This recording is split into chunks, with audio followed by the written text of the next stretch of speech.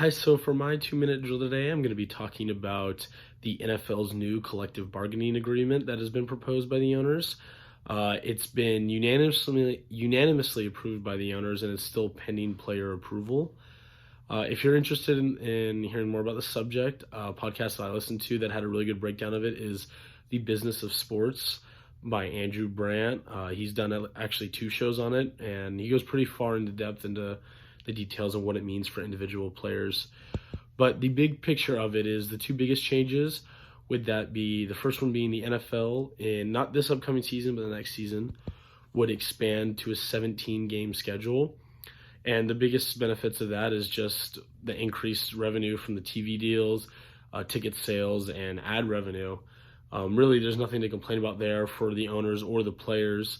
The players would get a little bit of a salary bump in that 17th week. The highest paid players wouldn't get one, but the lower tier, vet minimum kind of players would actually have a pretty large increase in their salary for that game.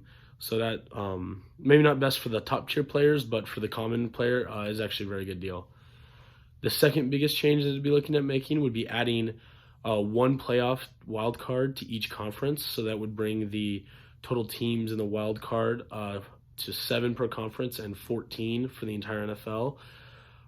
This is a great thing for the NFL, in my opinion, because not only do you add an extra playoff game, which same thing as adding all a 17th game, the ad revenue goes through the roof, but also it makes it more competitive towards the end of the season. Teams are now fighting for only 1 bye week instead of 2.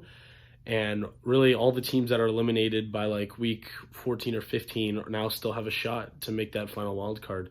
So overall, I think this deal is a very good deal for the NFL.